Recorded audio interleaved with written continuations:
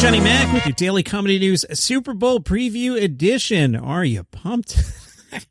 But first, the House Democrats voted a Thursday to strip Representative Marjorie Taylor Greene of her committee assignments. So the late night host weighed in. Trevor Noah said, "Wow, I've never seen someone try to delete their browser history in real life." Trevor, yeah, people, Marjorie Taylor Greene has been kicked off her committee. But if you think about it, this is a pretty sweet deal for Greene. Basically, her punishment for acting insane was to do less work for the same amount of money. Stephen Colbert said, but if she's not in charge of education, who's going to tell all the students that there never really was a shooting? Trevor, and honestly, I think kicking her off these committees could actually backfire. The last thing you want to do with a crazy person is give them time to be crazy. That's why they should put her on all the committees. Then you'll never hear from her again. Colbert. Online, Greene has endorsed the idea of executing Democratic leaders. Kind of a bad look when you're okay with your new coworkers getting murdered. Hey guys, I can't wait to join the team. Tell you what, I'm going to cut your hamstring and give you a 30-minute head start before I hunt you with a crossbow. Trevor. Looks like someone started listening to the reasonable voices in her head. Although this woman is so crazy that her saying that 9/11 happened makes me go, wait, did it? Colbert said, you know what? This may come as a surprise to you, but those of us who watched those buildings burn with our bare eyes here in the New York City area are not that impressed with your willingness to admit that it happened. I believe we as a nation promise to always remember it happened. What does her bumper sticker say? 9/11? Oops, I forgot. Kimmel, well, at least now we know 9/11 happened. Can you imagine having to go in front of the House of Representatives to say 9/11 happened? Yeah, we know. We know it happened. You were the crazy one, not us. Seth, oh my God, thank you. It's so big of you to admit that. What else would you like to clarify? Trevor Noah, hey, I'm glad she's come around to the standard Republican belief that school shootings are real and that nothing should be done to stop them. Trevor, you see, it's all Facebook's fault for allowing her to believe in these things, so don't blame her. Blame Mark Zuckerberg with his social media lies and his space lasers. Kimmel, that's right, the woman who started impeachment proceedings against Joe Biden the day he took office is calling for unity now. The congresswoman who wants to execute Nancy Pelosi is right. We need to come together, and the media is just as guilty as QAnon. That's like saying Jell-O is just as guilty as Bill Cosby. That's a good one. Kimmel again.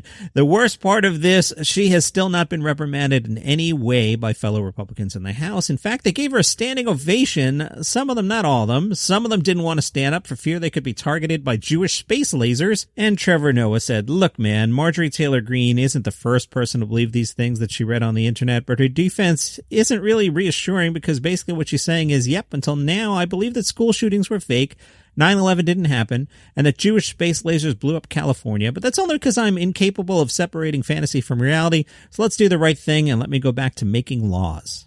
If it weren't so not funny, it would be funny. All right, Super Bowl ads, spoilers coming up. From Freep.com, your home for comedy news, General Motors released its Super Bowl ad that will star comedian and actor Will Ferrell touting the automakers' move towards an all-electric future.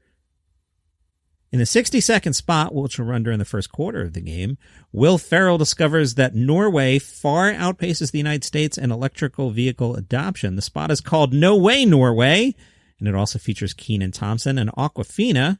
In a statement, Will Ferrell said, I'm excited to be part of GM's commitment to EVs. I've been driving an EV since the mid-'80s. Well, actually, it was a regular car with 4 AA batteries taped to the carburetor, but it feels like an EV. We're coming for you, Norway. Well...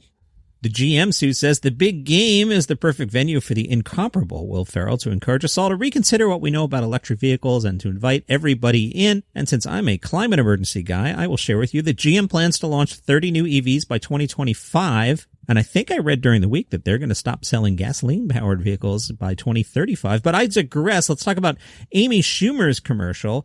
In her commercial, which Schumer describes as, quote, magical realism, it will have Schumer standing in front of a refrigerator packed with nothing but Hellmann's mayonnaise before she steps inside and reveals that she has the wings of an angel.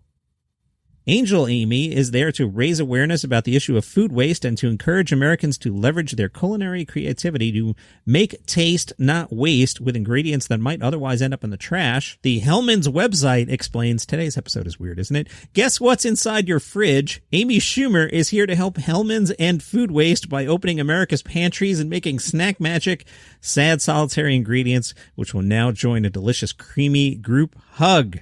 I'm so tempted to do more food stuff. I'm saving it for Monday. George Lopez has some beer coming out, and the article just cracked me up. That's Monday. Let's not go down there. Super Bowl commercials MASH described Amy Schumer as, "There's a good reason you'll probably recognize the woman from the Hellmann's Super Bowl commercial. That's because she happens to be the incredibly talented actor, comedian, author, and unlikely but adorable cooking show host who just happens to be a cousin of Senate Majority Leader Chuck Schumer." One more ad that cracked me up. Spoilers, Sam Adams is making fun of the Clydesdale Budweiser ads, and they have one where the horses escape and wreck Boston. I saw that online. It is pretty funny. Maya Rudolph is going to be in a commercial for Swedish bank Klarna. She rides up on a tiny horse, and I talked to you earlier in the week about Jason Alexander's commercial for Tide. Continuing the Daily Comedy News Super Bowl preview, I bet you want to know what comedians root for what team. Luckily, Wonderwall did the recap for me. Paul Rudd is a notable Chief fan. Although he was born in New Jersey, he grew up primarily in the Kansas City metropolitan area. He's often seen wearing clothing supportive of both the Chiefs and the Kansas City Royals MLB team. In 2007, he narrated HBO's Hard Knocks, which documented the Chiefs training camp. How about Jason Sudeikis? When he's dressed down, Jason Sudeikis is commonly seen wearing a hat with the letters KC. He says, "Yeah, that stands for Kansas City. I hold the city in high regard." Modern Family star Eric Stonestreet was born and raised in the shadow of Arrowhead Stadium. He often appears on football shows talking about his beloved Chiefs. In 2020, he attended Super Bowl LIV in Miami. LIV, I'm good at Roman numerals, but I got to think LIV is 54. And he got emotional before and after the game, which the Chiefs won. He said at the time, "We're waiting a long time for this. This is a huge day for Kansas City." How about Rob Riggle? He's a big Chiefs supporter. Before every home game at Arrowhead Stadium, a person is picked to lead the crowd in a war chant, in which they bang on a drum. Rob was picked to do the honors in 2017, and he was so into it that he broke the drumstick. David Koechner is also a Chiefs fan. Not too many Tampa Bay Bucs fans, huh? In September 2020, he hawked Chiefs championship flags and donated the money to local Kansas City charities. He once tweeted in a video about his favorite things, which are Chiefs, Chiefs, Chiefs, archery, and then more Chiefs.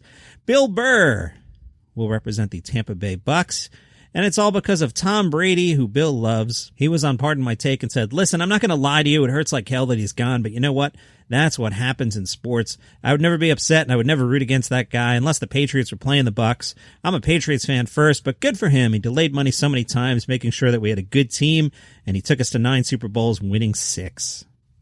Bill did say he would stop short of buying a jersey, although he thinks that's more of an age thing. I'm too old to buy a jersey.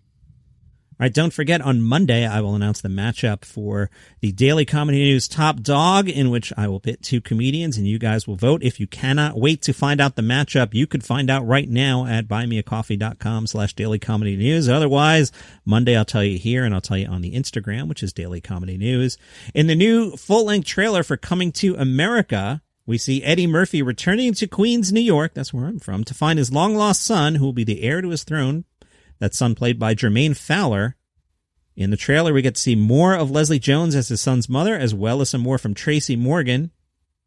The Interrobang says, as far as sequels go, this is one we definitely have high hopes for. Coming to America with a number 2 in the middle hits Amazon Prime on March 5th. During the week, I told you about some shows that might come back, like Frasier. Sure, why not? Kate and Allie, why the hell would that come back? Well, the Interrobang also tells us Punky Brewster is coming back.